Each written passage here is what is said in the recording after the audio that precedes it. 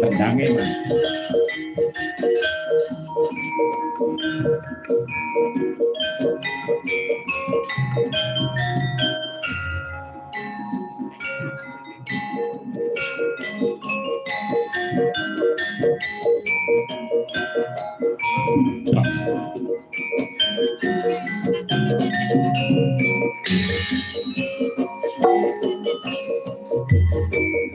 Yo.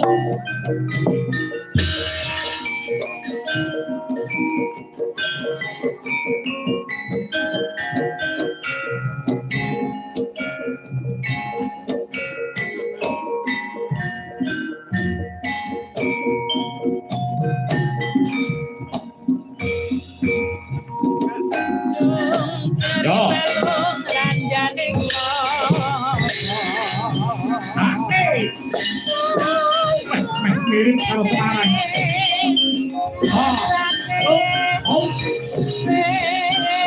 Dari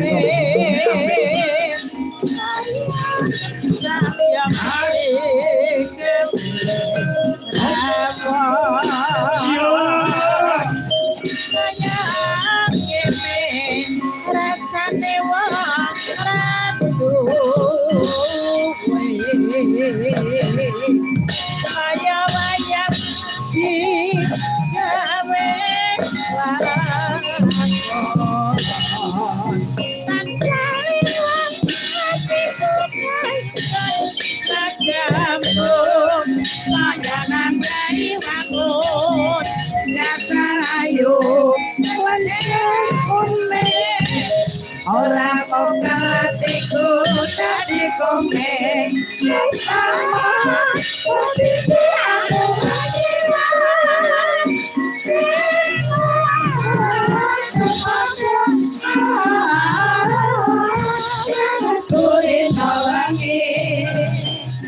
Sale wong tresnaku kasih sholat.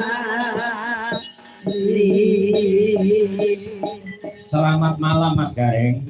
Wilujeng dalu Mas Alek, Mas Cami, Mbak Limbu. Nggih.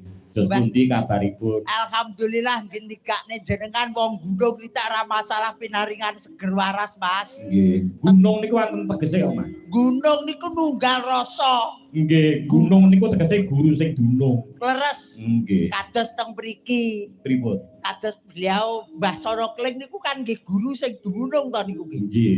Aku ki ora wis ping pira nggih wis ora kekitung Mas kula ketang mriki teng Tunggur niku nggih. Teng mriki wis ora kena diitung. Walah mboten kena diitung. Nggih. Karek bengi iki ki mbuh ki oleh hasil apa ora ki aku.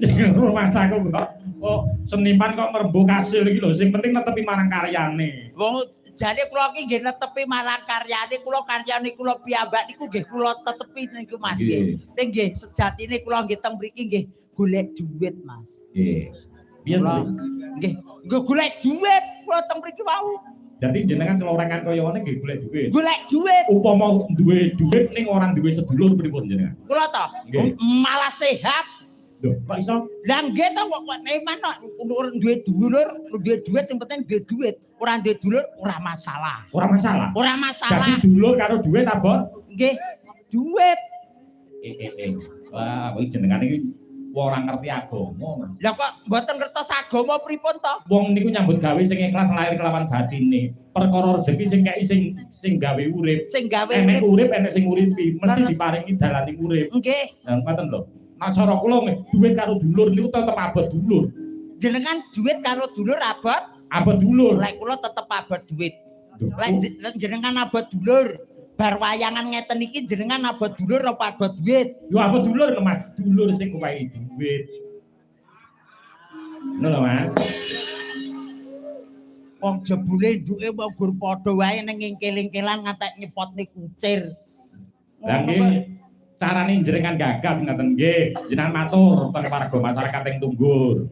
Nggih. Dongakne. Niki nggih kula dongakne muga-muga sedulur Tunggur menika sedaya manggih kawilujengan, Nggih. kebagas warasan, Amin. selamat donya, Amin. selamat akhirat. Amin. Muga-muga sak bibaripun bersih desa sedaya manunggal rasa manunggal tresna ngerti marang budaya ngerti mala